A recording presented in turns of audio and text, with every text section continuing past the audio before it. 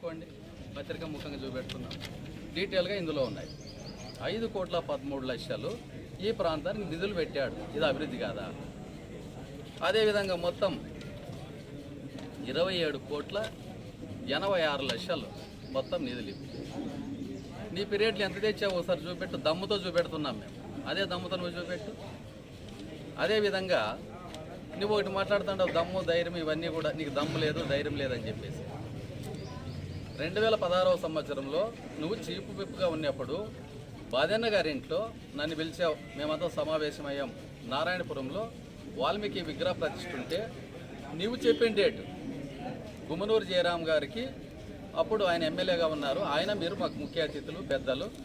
నీవు చెప్పిన డేట్ కార్యక్రమం పెట్టాం 2016 నవంబర్ 12వ తేదీ. ఎందుకు రాలేకపోయావు? శిలాపలక మీద నీ పేరు వేసాం, పాంప్లెట్లో నీ పేరుంది, ఫ్లెక్సీల్లో నీ పేరుంది, నీ ఫోటో ఉంది. పార్టీలకు అతీతంగా కులంలో మీరు పెద్దలని మేము గౌరవిస్తే ఏ చెంచాగాడు అయితే కూడా అట్లా భయపడ్డా. నువ్వు ఎందుకు భయపడ్డావు? ఎందుకు రాలేదు నీకు తెలియదా? మమ్మల్ని పిలవని దానికి నువ్వెట్లా వస్తావు? అడుగు పెట్టి నీ అంత చూస్తామంటే నీ భయపడి ఎక్కడ పోయావో నీకే తెలియదు. నువ్వా దమ్ము ధైర్యం గురించి మాట్లాడేది? ఏం మాటలు మాట్లాడుతుండవు నువ్వు? నిజంగా నువ్వేం చేస్తుండవు నీకు తెలుసా? కరెక్ట్గా చెప్పాలంటే వాళ్ళు ఏదో గొలుసులో పెట్టుకున్న వ్యక్తిగా మాట్లాడుతుండవు నువ్వు. ఇదే రంగయ్య గారు ఎక్కడైనా ఒక వాల్మీకి ప్రతిష్ట కానీ లేకపోతే కనుక ఒక శుభకార్యాలు కానీ పార్టీలకు అతీతంగా ఎక్కడున్నా కూడా హాజరు కానిది నువ్వు ఈ జిల్లాలో ఒకటి చూపగలుగుతావా? పక్క పార్లమెంట్ కాన్స్టిట్యూన్సీలో కూడా ఈ విధంగా నువ్వు అనేక ఇబ్బందులు గురి చేస్తున్నావు. పైగా ఇంకోటి ఏంటంటే ఈ ప్రాంతం ఒకటి ఉంది రాష్ట్రంలోనే, ఏదైనా ఒక కార్యక్రమం జరిగితే ఎక్కువ మంది అటెండ్ ఎక్కడైనా అయినారంటే అది అనంతపురం జిల్లా వాల్మీకి. ఆ అనంతపురం జిల్లాలో నుంచి ఎక్కడ ఏ ప్రాంతం వాళ్ళు ఎక్కువ వచ్చినారంటే కళ్యాణ ప్రాంతం వాళ్ళు ఎక్కువ వస్తూ ఉంటాం. మాకు ఒక అపేక్ష ఏంటంటే మావాడు మాది మనము ఏదో ఒకటి మనకు మంచి జరుగుతుందేమో, ఒక ఏ పార్టీ అయినా కార్యక్రమం పెట్టి మా వాల్మీకి జాతి అంతా అక్కడికి పోతూ ఉండే పార్టీలకు అతీతంగా. ఎందుకంటే మాకు మంచి జరుగుతుందేమో, మా జాతికి మంచి జరుగుతుందేమో, మా వ్యక్తి మావాడు వచ్చాడు అని ఒక సంతోషం ఉంది. ఇప్పుడు ఏమైపోయిందంటే ఒక రథయాత్ర జరిగితే కూడా ఇక్కడి నుంచే మొదలు పెట్టేవాళ్ళు. ఏ కార్యక్రమాన్ని ఇక్కడి నుంచి ఎందుకు మొదలు పెడతారంటే అనేక మంది, కొన్ని వేల మంది ప్రజలు ఇక్కడి నుంచే హాజరవుతారు. ఎక్కడి నుంచి కూడా ఈ జనాభా రారు. ఒక చైతన్యం ఈ ప్రాంతంలో ఉంది. మనం మా వ్యక్తి మేమున్నాం, మా వ్యక్తి వచ్చాడు, మేమంతా బాగుపడతాం, మాకు ఇబ్బంది లేదు, ఎన్నో ఏళ్ళ మా కోరిక తీరుతుందని చెప్పేసి వాళ్ళందరూ కలలు కంటూ ఉంటారు. అలాంటిది నువ్వేం చేస్తాండావు? ఎక్కడైనా పొరపాటున ఓడిపోతాడేమో అమిలినేని అని చెప్పేసి పరిగెత్తుకొస్తూ ఉంటావు. ఈ ప్రాంతానికి ఏం చేసినావు? నువ్వెవరు అంటారు. అమిలినేని ఎవరండి? కాలువ శ్రీనివాసులు గారు అమిలినేని ఎవరు చెప్పండి ఒకసారి మాకు. మా పార్టీలో అంతకుమించి ఏంది లేదే. 17 నిమిషాలు అనర్గళంగా పార్లమెంట్లో నా జాతి ఏదైతే మిస్ అయిందో దానికి న్యాయం చేయండి, ఎస్టీ సోదరులకు కూడా అలజడులు సృష్టిస్తే మేము కూడా సిద్ధంగా ఉన్నాం, ఎందాకైనా మీ అవినీతులు కానీ ఇవన్నీ ఎండగట్టడానికి మేము సిద్ధంగా ఉన్నామని తెలియజేస్తూ ఈ అవకాశం ఇచ్చిన పెద్దలందరికీ మరి ఒకసారి ధన్యవాదాలు తెలియజేస్తాం. వాల్మీకి సమ్మేళనం అనే నియోజకవర్గంలో ఉండే అందరికీ కూలిచ్చి ప్రతి ఒక్కరికి ఇంత రేటు కట్టి వాల్మీకులందరినీ గుర్తించారు. కానీ వాస్తవంగా చూస్తే అది వాల్మీకి సమ్మేళనం అనిపించుకోలే. అక్కడ తీరా మీటింగ్లో చూస్తే కేవలం ఉమాను విమర్శించడం తప్ప గత టీడీపీ ప్రభుత్వంలో వాల్మీకులకి ఏం చేసినారు, జగన్మోహన్ రెడ్డి గారు ఏం చేసినారు, ప్రభుత్వం వస్తే ఏం చేస్తుంది అనేది చెప్పింటే చాలా బాగుంటుండే. కానీ అదంతా వదిలిపెట్టి మాజీ మున్సిపల్ చైర్మన్గా చేసిన వ్యక్తి, ఆయన చైర్మన్గా ఉన్నప్పుడు ఏ ఒక్క వాల్మీకి న్యాయం జరగలే. వాల్మీకి కళ్యాణ మండపంలో కనీసం బాత్రూములు కానీ లేవు. దాన్ని పట్టించుకొని పాపాన పోని వ్యక్తులు కూడా ఈరోజు వాల్మీకులంతా కలిస్తే వేదిక మీదకి ఎక్కగానే పార్టీ లైన్ అంటారు, కుట్రలు కుతంత్రాలు అంటారు. కానీ పార్టీ లైన్ గురించి మీరే మాట్లాడాలా, కుట్రలు కుతంత్రాల గురించి మీరే మాట్లాడాలా.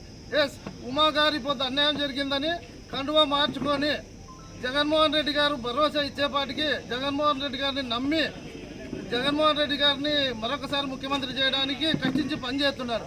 మీలాగా మెడలో ఎల్లో కండువా వేసుకొని మొన్న జరిగిన ఎలక్షన్స్లో, స్థానిక సంస్థల ఎలక్షన్స్లో ఎవరు ఏ వార్డులో ఏమేం చేశారో దానికి ప్రత్యక్ష సాక్షి నేను.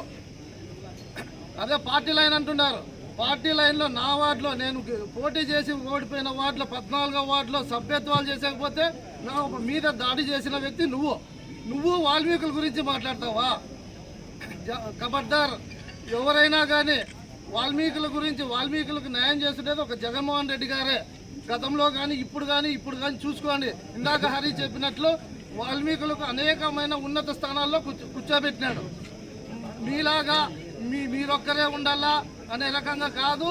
కేవలం మీరు నిన్న జనాలు కుప్పేసినది ఒక ఉమాను విమర్శించడానికే. ఉమా ఈ 5 ఏళ్లలో కానీ ఇన్ఛార్జ్గా ఉన్నప్పుడు ఏ ఒక్క వాల్మీకి కానీ అన్యాయం చేయలే. ఎవరైనా అన్యాయం చేసినాడని నిరూపిస్తే నేను ఈరోజే నీ కాళ్ళ దగ్గర నా శిరస్సు వంచి నేను బహిరంగ క్షమాపణ కోరుతాను. అలాంటి వ్యక్తిని కేవలం వాల్మీకి సమ్మేళనంలో విమర్శించడం చాలా తప్పు. ఇక్కడైనా కుల సంఘాల మీటింగ్ పెట్టినాడు, ఆ కులానికి ఏం చేస్తామో భవిష్యత్తులో ఏం చేస్తామో అనేది మాత్రమే చెప్పండి. కేవలం కులాలను అడ్డు పెట్టుకొని రాజకీయాలు చేయడం సబబు కాదని సభాముఖంగా తెలియజేస్తున్నాను. మాట్లాడడం నేర్చుకో. ఇంకోటి, నువ్వు రాయదుర్గంలో ఉన్నావే, నువ్వు రాయదుర్గంలో మాట్లాడాయా? కళ్యాణంలో వచ్చి వాల్మీకుల గురించి ఏం మాట్లాడతావు? ఇప్పుడు మేము రాయదుర్గంలో వచ్చి మా వాల్మీకులకు మాత్రం ఉన్నారు. అదే రాయదుర్గంలో 14 విలేజ్లు మా బంధువర్గం అంతా ఉంది. మేము వచ్చి కూడా చెప్పొచ్చు కదా, వేయద్దండి వాల్మీకులకి, మీరు ఇట్లా వాళ్ళకి వేయండి అని, ఇంకా రెడ్డికి వేద్దని నువ్వు చెప్పొచ్చు కదా.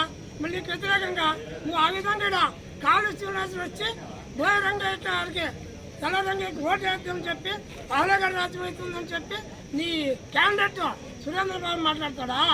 పాలగారు ఏం చేసినారా?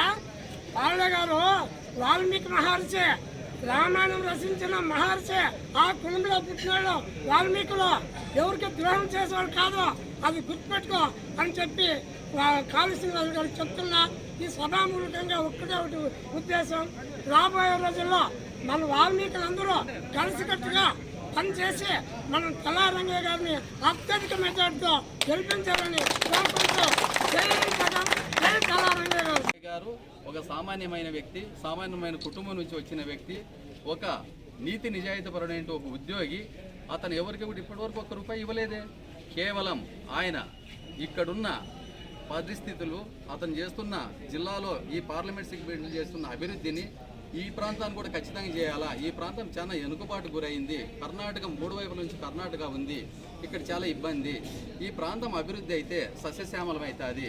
వాల్మీకి జాతిని కూడా ఖచ్చితంగా మాకు ఏదైతే 1950కి సమ్మేళన కార్యక్రమాన్ని పెట్టుకొని అమలేని సురేంద్రబాబు ఆఫీస్కి వచ్చేసి వాల్మీకులంతా కూడా పక్కన నియోజకవర్గంలో ఉండేవాళ్ళు కూడా ఈ నియోజకవర్గానికి వచ్చి తలారి రంగయ్య గారి గురించి, తెలంగాణ రంగయ్య సార్ గురించి అనేకంగా విమర్శలు చేశారు. ఇంతకుముందు కాలు శ్రీనివాసులు గారు మాట్లాడినారు. కాలు శ్రీనివాసులు గారు కూడా ఇంతకుముందు ఎంపీగా పనిచేసినాడు, మరియు తెలుగుదేశం పార్టీలో ఎమ్మెల్యేగా గెలిచినాడు. ఎమ్మెల్యేగా గెలిచిన తర్వాత మంత్రి కూడా అయినాడు. మంత్రి అయినప్పుడు, ఎంపీగా ఉన్నప్పుడు ఈ నియోజకవర్గంలో, ఈ జిల్లాలో వాల్మీకులకు ఎంతవరకు ఎస్టీ జాబితాలో చేర్చేదానిపైన పోరాటం చేశాడు. అప్పుడు ఎస్టీ జాబితాలో చేర్చుకోకుండా ఈరోజు దాని గురించి ఎందుకు మాట్లాడుతున్నాడు? కళ్యాణ్ నియోజకవర్గానికి వచ్చి ఇంతకుముందు ఎప్పుడన్నా కూడా అతను కళ్యాణదుర్గం నియోజకవర్గానికి వచ్చి ఎస్టీల గురించి కానీ, ఎస్సీలకు చేర్చేదాని గురించి కానీ ఏ రోజైనా ఒక ప్రెస్ మీట్ కానీ, లేదంటే ఒక కులస్తుల మీటింగ్లో కానీ ఎక్కడ మాట్లాడలే. ఈరోజు రంగయ్య సారు ఒక పార్లమెంట్ సభ్యునిగా ఉండి ఈ జిల్లాలో ఒక కులానికి కాకుండా ప్రాంతానికి అభివృద్ధి చేయాలనే ఉద్దేశంతో అతను పనిచేసుకుంటూ పోతా ఉంటే, ఈరోజు తెలుగుదేశం పార్టీలో కళ్యాణదుర్గం నియోజకవర్గంలో రంగయ్య సారు అత్యధిక మెజార్టీతో గెలిపోతున్నారని తెలిసి ఈ తెలుగుదేశం పార్టీ నాయకుడు అభ్యర్థి అమలేని సురేంద్రబాబు గారు వాల్మీకి సమ్మేళన పేరుతో వాళ్ళందరినీ ఒక చోటు చేసి వాళ్ళకి ప్యాకేజ్ ఇచ్చి వాళ్ళ దగ్గర ఏ విధంగా మాట్లాడిస్తున్నాడో కళ్యాణదుర్గం నియోజకవర్గంలో ఉండే ప్రతి వాల్మీకి గమనిస్తున్నారు. ఇంతకుముందు మన దగ్గర సోషల్ మీడియా ఉండేది కాదు, ఫేస్బుక్లు ఉండేది కాదు, ఇంకోటి కాదు. ప్రతి ఒక్క చేతిలో, ప్రతి ఒక్క వాల్మీకి బుద్ధబిడ్డ దగ్గర కూడా సెల్ ఉంది, ఛానల్స్ ఉన్నాయి. చూసుకుంటూ జరిగే దినాల్లో మీకు ఏం బుద్ధి చెప్తారో మీకు నిదానంగా అర్థమవుతుంది. ఇంకా 30 రోజులు ఉంది, మీకు తెలుస్తుంది.